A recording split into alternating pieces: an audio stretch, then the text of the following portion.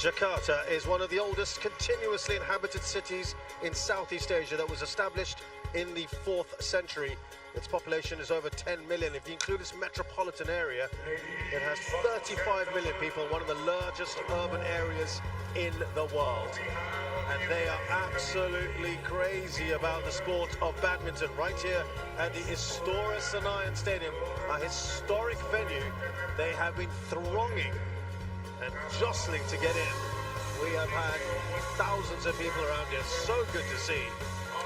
Inside the venue, Iris Metspalu, the umpire from Estonia, comes in with the HSBC BWF World Tour Finals trophy. That's what they're all aiming for this year, especially ahead of the Olympics next year. Here's the order of play on court 1. We start with the mixed doubles, world number 1 pair. Zheng and Huang of China take on Hiroki Midorikawa and Natsu Saito of Japan. Big task for them. Also a very big task for Ye Jiamin of Singapore. She takes on the former world and Olympic champion and 6th seed from Spain, Carolina Marin. Back to mixed doubles, and Hong Kong China's Reginald Lee Chun-hei and Eun Yao will be up against the 2nd seeds from Japan, Yuta Watanabe and Arisa Higashino. We return to women's singles. This one I think could be really exciting. The 3rd seed from Chinese Taipei. She's such a great player to watch. Tai Tzu Ying will be playing India's PV Sindhu. And men's singles, we'll see Kodai Naraoka, the 3rd seed from Japan, taking on China's Shi Yuqi. As the day progresses, no surprises that we'll have more and more Indonesian participation. Victor Axelsen, the world number 1, will also be playing, and it will end things off. A real treat for the crowd. 2nd seed here, Anthony Sinisuka Ginting, is in action. As always, plenty of fanfare. This is the draw for the mixed doubles. A place in the quarterfinal awaits either Zheng and Huang Yachong or Midorikawa, Hiroki Midorikawa and Natsu Saito. Let's see who they face in the next round.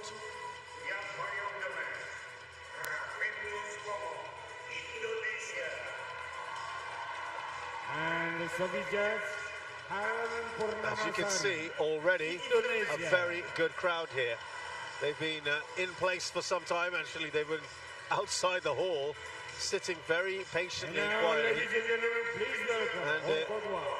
And it allowed my co-commentator to maneuver around them just now. We've got the Olympic medalist, Commonwealth Games champion, double specialist, Chris Langridge here with me.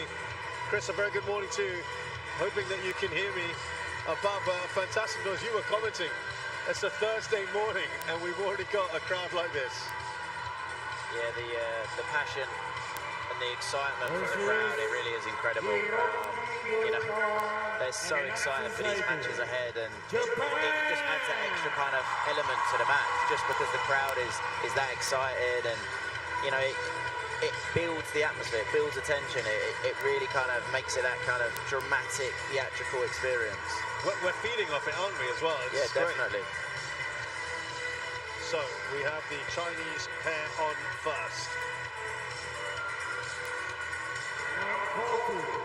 And here now are our Japanese pair. I mean, Chris, they've got an uphill task, don't they, the Japanese? Yeah, it's a big challenge today for them. I think they're an up-and-coming Japanese pair, sorry. I think they're still kind of at the early stages of their mixed doubles career. Today is a big challenge, definitely, especially if we see the best out of the Chinese. You know, when they play their very best, they are, you know, they're incredible. Last meeting between these pairs. This side, who received.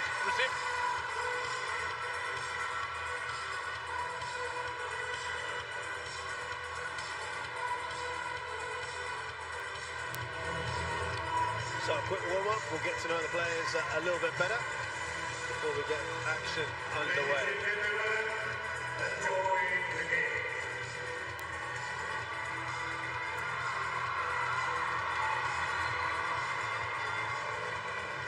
There's Zheng, who is 26 years of age, 175 centimeters tall. Number 1 in the world. Multiple world champion. 2018, 2019, 2022. Olympic gold, famously getting the silver, losing to their great rivals Wang Yinyu and Huang Dongbing. But because that partnership is broken up now, they may well feel they are in pole position for that next year. His partner Huang Zheng, also from the same part of China, Zhejiang, 165 centimeters tall. They've also the defending Asian Games champions. They get to defend that in Hangzhou, China later this year. They have a whopping 25 medals, or 25 winners' medals in HSBC BWF World Tour events. This is their path so far. Beat Adnan Maulana and Nita Violina Marwa pretty comfortably in 33 minutes. They didn't have such a happy time in Singapore, surprisingly. We'll tell you about that in a short while as we turn our attentions to their opponents. Hiroki Midorikawa is from very close to Tokyo, Saitama, just 161 centimeters tall, currently at 24th in the world, not too far away from his best.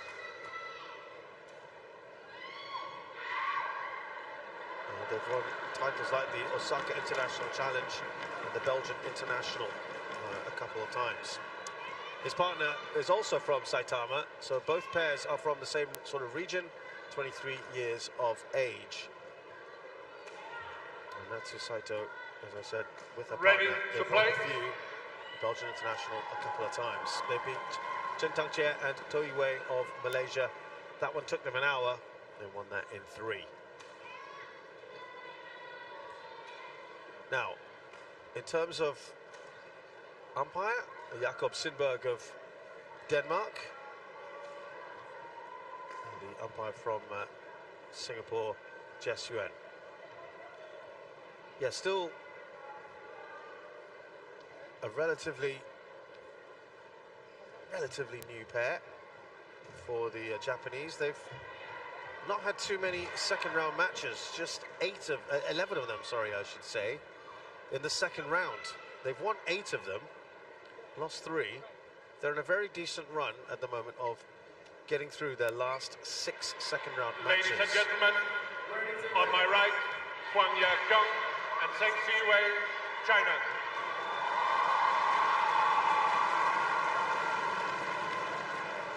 And on my left, Hiroki Midorikawa and Saito, Japan. Huang Zheng to serve to Saito. Level. Play.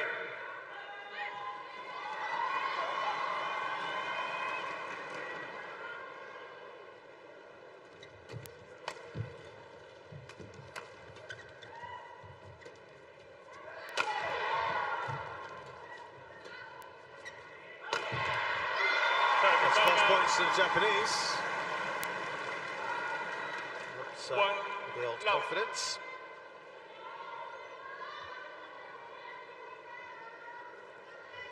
Well, I wanted to say just how good the Chinese have been in the second round.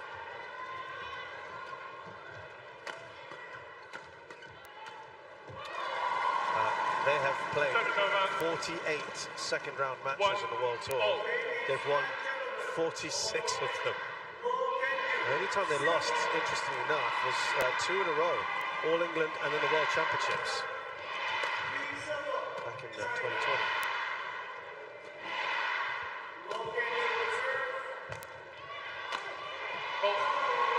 And that's probably a little bit more what you'd expect from someone like Zheng Wei.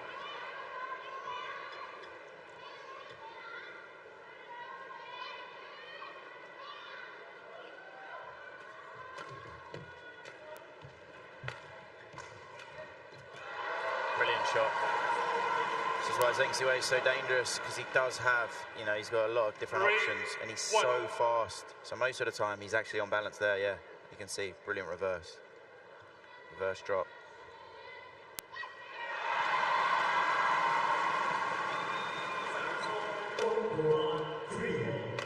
Please welcome the technical Officials.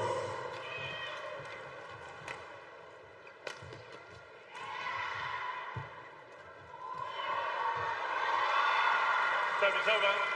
You know, Chris, last week, seeing them eliminated in the quarterfinals of the Singapore Open, that was the first time in almost 3 years that they've been out that early in a tournament. It just shows the kind of quality that they have. Yeah, I mean, the dominance they've had over the mixed doubles category is quite phenomenal. They've been so consistent for such a long duration. And I just wonder, you know, some might say, oh, this might be a good time to be playing them. On the other hand, we could be on the end of a backlash, right? They might feel about to make a point. Well, yeah, I mean, it's hard. In an ideal world, you never really want to play them, just because, you know, they are that good. But you're right. Could they possibly feel a bit vulnerable because, yeah, they lost early on. They maybe didn't perform to the level they can last week. Right. Say full credit to the Koreans. On the day, the Koreans were definitely a better pair. It's hard to know. They need to kind of prove themselves again in this tournament, definitely. Because when you have a bit of a blip or a tournament where things they don't go to plan, then you do need to. You can't let it just run on, because then it starts to almost can have a negative effect. You start to doubt yourself. You start to question, well, hold on, what's changed? A lot of the time, nothing's changed. You know, not everyone can play their very best every single match. Really nicely placed. It's good, yeah. I'd say Zheng just hit slightly the wrong shot there. It's gone too central, so then it's easy to open up the partnership. If he keeps that straight, just down the line, it's harder for the Japanese to go cross. Yeah, we are talking about a pair that have won this tournament twice, 2019, and they are the defending champions as well.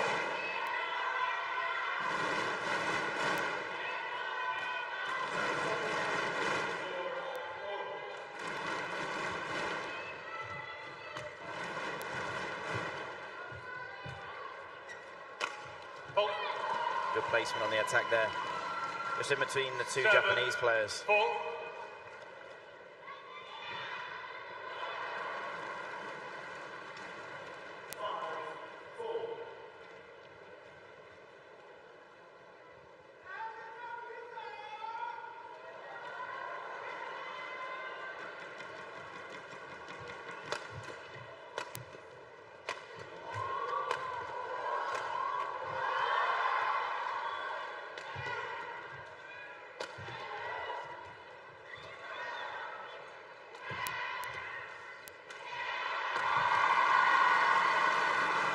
Great defense from the Chinese, almost trying to prove a point, I think, in regards to saying, you know, you're going to have to do something special if you want to get through our defense.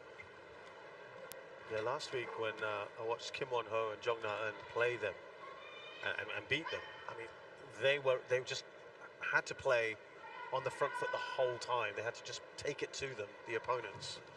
Yeah, and I think one thing the Koreans have as a partnership is they're incredibly solid.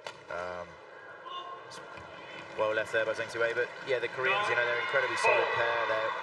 It's so hard to win the point against them. You see so many pairs almost trying to force it when they're not really in a position to win the point and then end up making a mistake. I think this week I watched a little bit of their match first round, and they did seem a very tired pair. You know, they've played so many matches over the last, you know, four or 5 weeks. It's just comes to a point where I think the Koreans this week, they couldn't find their level. They hit a wall, right? They did, yeah.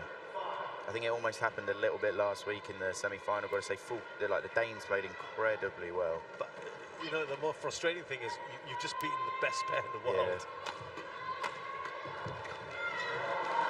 Good aggression there again from Zheng Siwei. Hitting, making a move. Really active here at the net. Steps in well. And at the moment, I'd just say the Japanese haven't really shown enough to threaten the Chinese. You know, they're a good pair, the Japanese, definitely, but I just haven't seen yet a big enough threat to worry the Chinese. It's going their way right now, the Chinese, after a pretty decent start from Midorikawa and Saito. They couldn't sustain it. And then you saw this juggernaut surge ahead. Zheng and Huang are leading here in game 1, 11-5.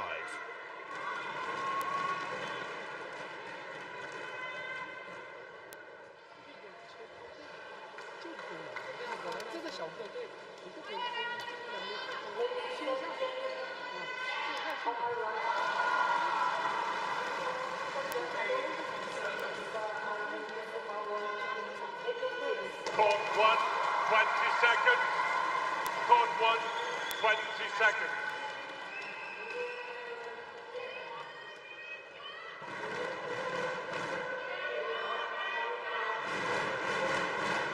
Well, let's see if that little break has helped the Japanese. Play. Can try and get themselves back into this first game. 12. Big swing there from Huang. Yeah, very sharp at the net there. It's that interception off the return of serve, and then it's very difficult for the Japanese to get the shuttle away.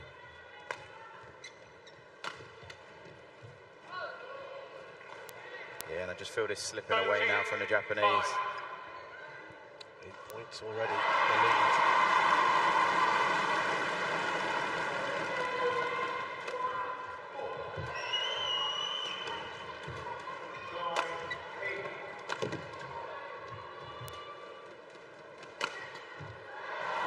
And this is the thing we've seen, to be honest with you, we've seen one rally where the Japanese have had the attack, and the one rally that they did have it, they lost the point just because the Chinese defense was too strong, and it was almost a show of, you're going to have to do something really impressive to get through our defense from the Chinese. But that's a great shot, stepped in well there, perfect placement into the gap, but we just haven't seen enough from the Japanese that's threatened. I mean, that's brilliant. He stepped in so well, he's read it, and then there's a big gap there.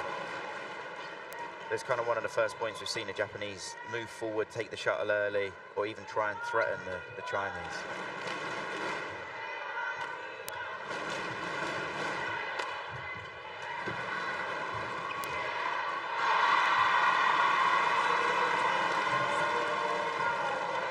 So that's the first time in the match that they've taken consecutive points. Yeah, and I think from the Japanese, some of the coaching points they got, it appeared that the coach wants them to open up the court more, go over, go in front. If you're just going at power, the Chinese defense, their defense is too solid. You've got to have some variation.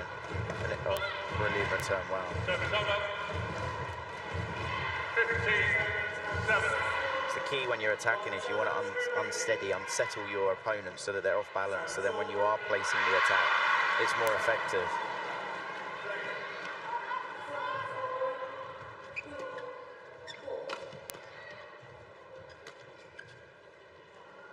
Goes well over.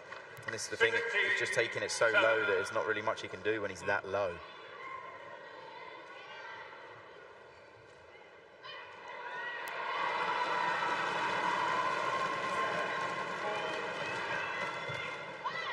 Wow. Service over. Not the best of returns, but very ready on the next shot.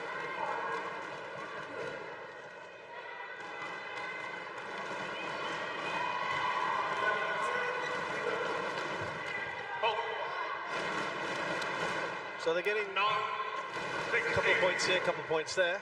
Yep. They just need a bit of a run. I think it was just that attack. He just took a bit of the pace off. So sometimes when your opponent takes a little bit of, it's good placement, as in it's a good angle.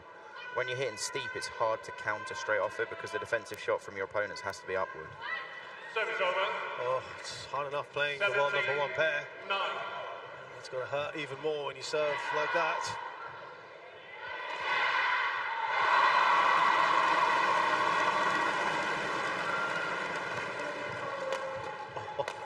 Brilliant from Zheng away.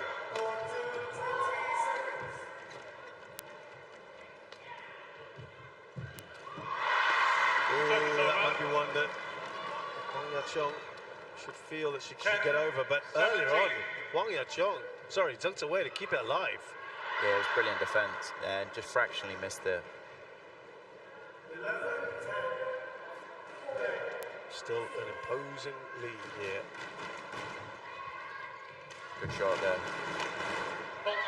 Yeah, it was a good return, nice hold and a poke, and then a great turn from Zheng Siwei, and it sets up the rally. 10.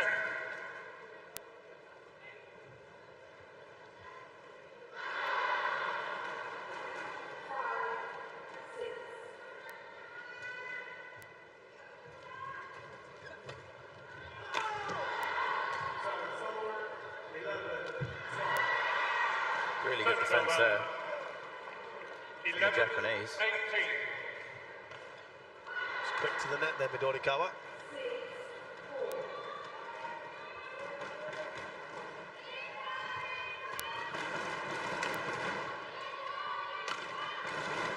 Good moves. Oh, Stepped in lovely really touch. well. Yeah, took it early. 18.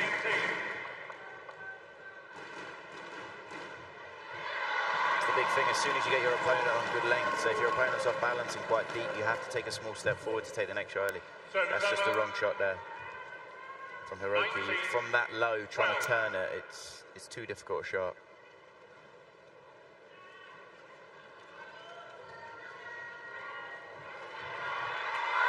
Service over. Yeah, Tongtaway couldn't get that away enough. Yeah, good return from that 13. too. 19. Aggressive and then just ready. As soon as you poke, you got to look off the net, and she did it.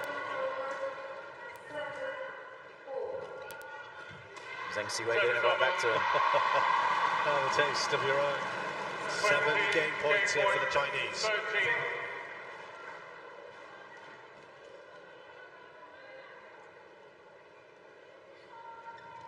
Full. Service over. 14, 20.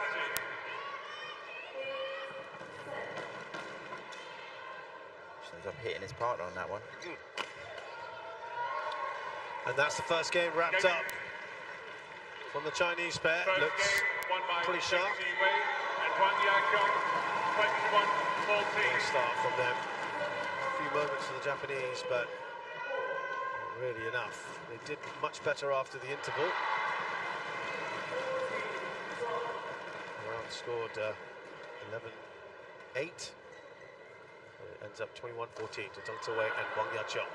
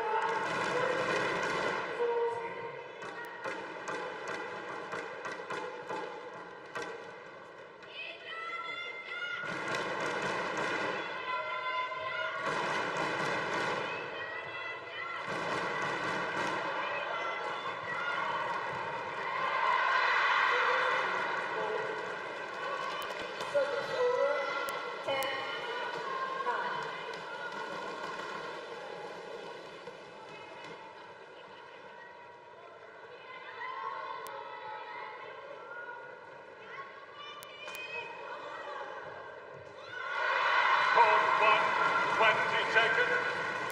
Court 1, 20 seconds.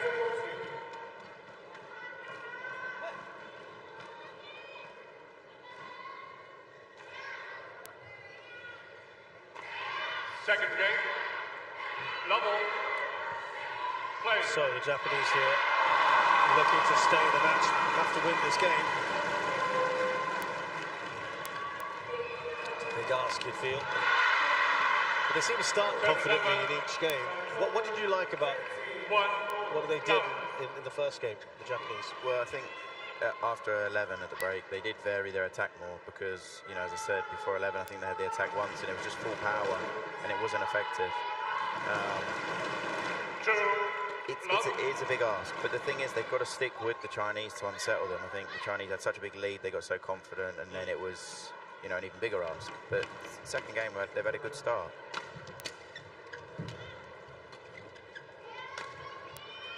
Yeah, it's a good shot. 3 unanswered points. 3, love. I will point to the fact that it was 3-1 to the Japanese in the first game before it swung quite significantly the other way. And So it begins. Service over. Let's see. 1-3.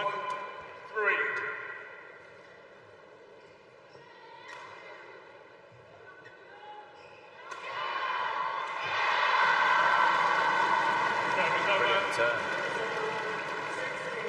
4-1.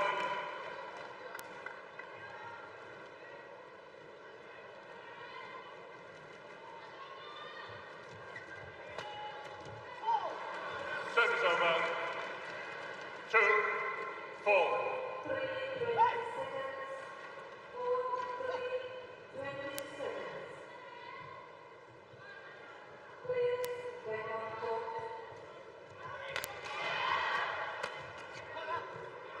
Yeah, just the wrong shot from 3-4. Natsu. Going across there, she just wanted to keep that straight deep fade, just to kind of almost try and neutralise the rally. Starting to put a run together. Chinese. You know when they're on a roll, it's hard. Oh, the Japanese have done well. Oh no, it's It's gone unlucky. wrong. I'd say, Oh, unlucky. yeah, so far, I'd say Natsu, she has defended very well. Right there, that's an incredible pickup.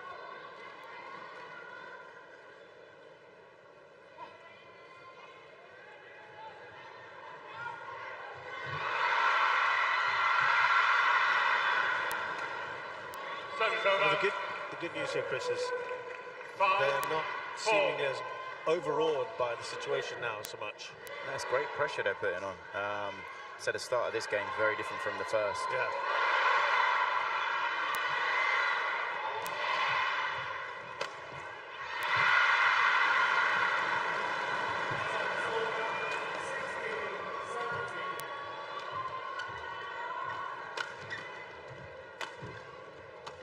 There's some confident play here for the Japanese. I mean, they're getting the attack. When they're getting the attack, they're mixing it up. They're building well.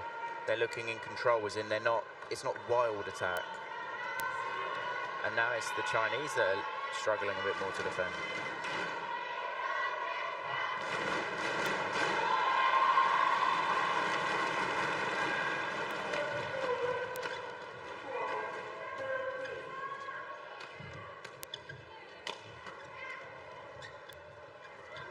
Nice. Brilliant. Wow. I mean, Excellent. this is like a different pair. Yeah. Because I mean, if we go to just the very basics, you know, first game we had up to 11. The Japanese had the attack once, and the attack wasn't very varied. It was very simplistic, just a lot of power. Whereas now, the Japanese are getting the attack more than the Chinese, and when they're getting it, it's intelligent attack. It's great variation. I think he had Service that. over. 5-7. Still another 2-point lead here, the Japanese pair. There's the Chinese. I would say the second game, the Chinese haven't really settled either. They're kind of a bit up and down. One good rally, one not so good rally, then wrong shot selection. He's got to serve away Zheng from that. Yeah, it's happened now probably 4 or 5 times. Zheng Siwei's a good serve, there's no doubt about it. But his opponent, he's not jumping it, but he's reading where he's going to serve to, and he's playing incredible returns. I think he's got 3 net cords on his last 3 returns. So for me, Zheng Siwei's got to change the timing of the serve in a different place and have more variation.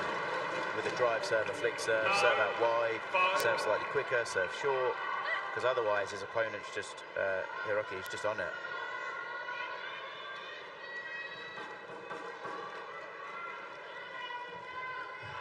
Brilliant return serve there. Well, we Six, glad to have that. 9. Still trailing by 3 here.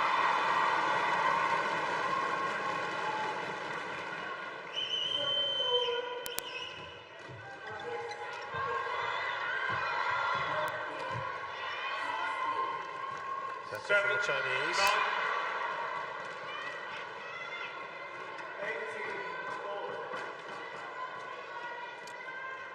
Need to chase down that total. That lead.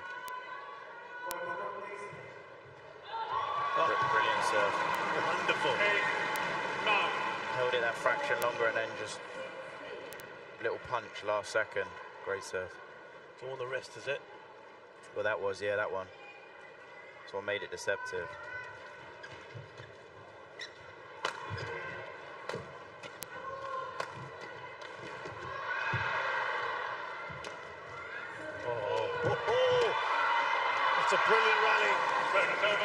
That's really well covered by Natsu. I don't know if we're going to get to see on the replay, but she's in trouble, and she just played that shot there. The shot she played there, she was in a bit of trouble. Just really calm, controlled, intelligent shot.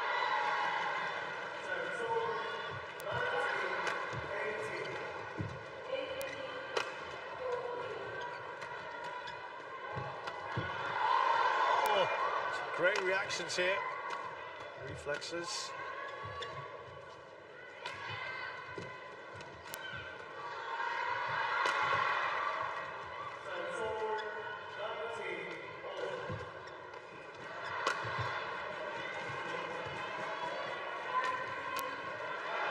Placement was brilliant. 11-8 interval. It's almost unrecognisable. Incredible defence, and I would say the second game, Japanese defending really well. That shot there is not great from Zheng Siwei because his opponent can just step in and hit it pretty flat cross court. There needs to be a bit more of an angle, or it's got to be softer, or there's got to be something, a bit of slice, so that it's dipping, it's stopping before he gets his opponent, so he can't just whip it cross court. Well, the Japanese are leading here in the second game, but it's Chinese who've taken the first one.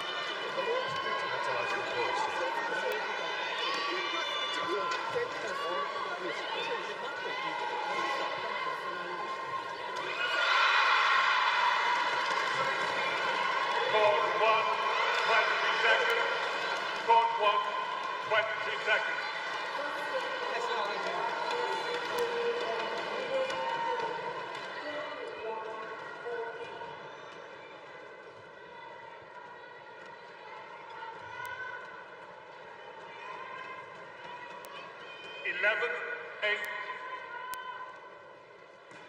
Wait.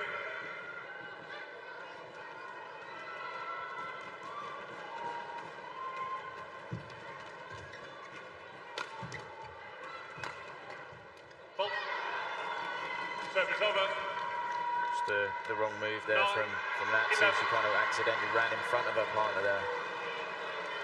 It's made it difficult for him to see.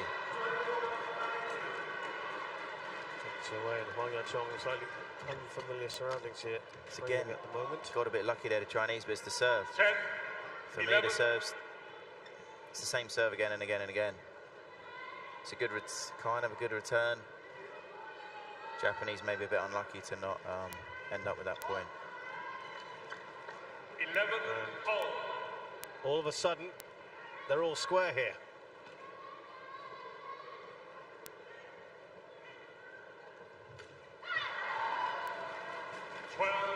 The Chinese go in front for the first time in this game.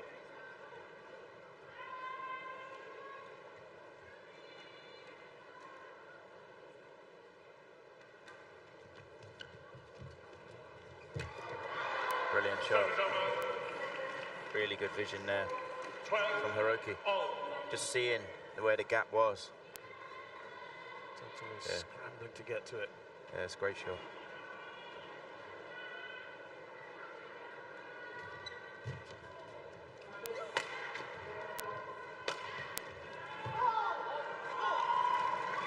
Back in front. Just two mistakes there from Natsu and a few points, and they're the first ones we've seen. I think she's been playing so well, so consistent, so solid. We saw a return of serve in that block.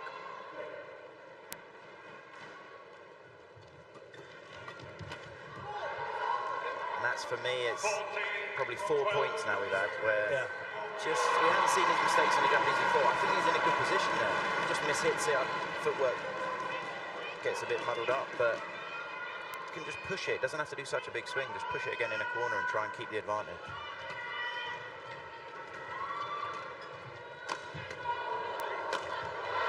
And again, another mistake. And the Japanese are actually in control. Well, I say they're in control because they look in control, but they're making the mistakes and maybe they're not. But they're dominating in these rallies. Like, he's in a good position there and there. Yeah. And you can see the Chinese are in all sorts of trouble. But there's probably now 3, maybe 4 points the Japanese have just given away quite cheaply when they've actually almost had control of the rally. Crucial juncture as well. Chinese leading by 3.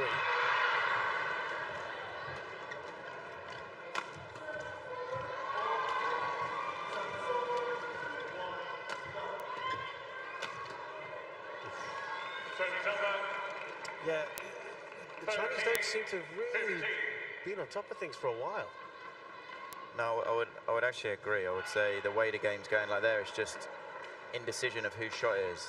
But it's just, I mean, they've had a big run, but mainly because the Japanese have just a few cheap points. That's brilliant though from Huang at the net.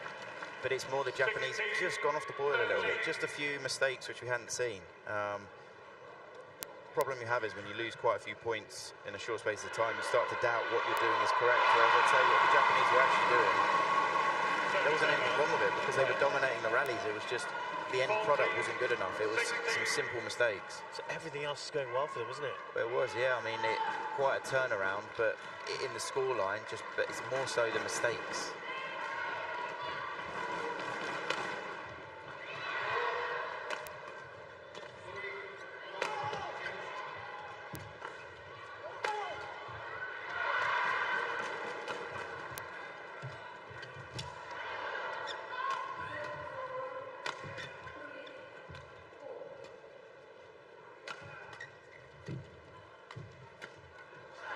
I've got to say now, he's like a different player from the first. When he's getting the attack now, he's building, he's patient, he's calm, moving the shuttle around, and then he's waiting, and then good placement in the end. But he's not forcing it. He doesn't look as if he's panicking. Hiroki, when he's attacking now, it's sensible, mature attack.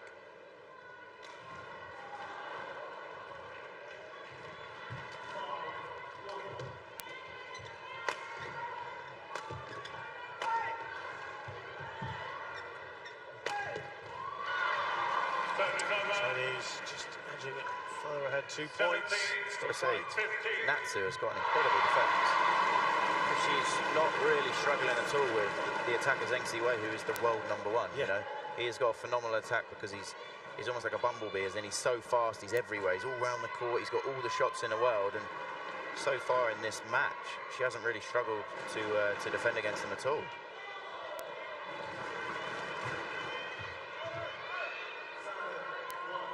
Service over. 16-17. And they work it out control level here, the Japanese.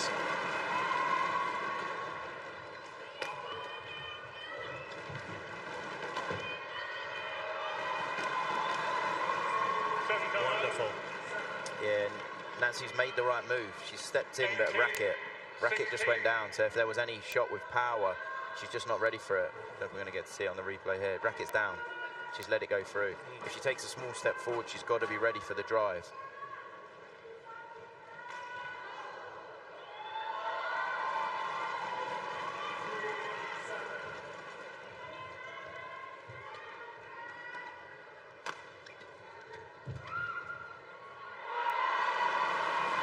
They are 2 points away now, the Chinese.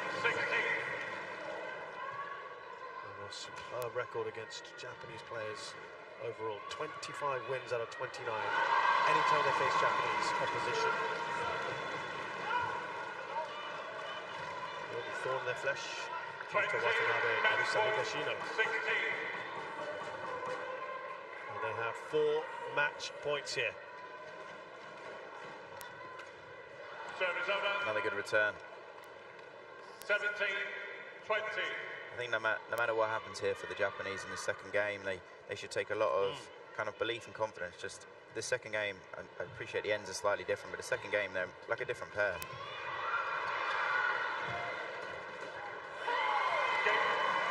So, the defending champions march on here. After cruising the first, it was a much improved performance, and Chris, really, it started from the interval of the first game where the improvement, there was an upward trajectory for the Japanese, wasn't it? Yeah, I would agree. I would say, yeah, from the 11-point mark in the first game, we saw a slightly different Japanese pair, and in the start of the second, we saw a totally different Japanese pair. And to be honest, that second game was actually closer than 17 because they just had that patch where they just wobbled a fraction, and it was kind of 3, 4, maybe even 5 points where they were dominating the rallies, but then they ended up losing with a simple-ish unforced error. But except for that, you know, the Japanese played well in the second game.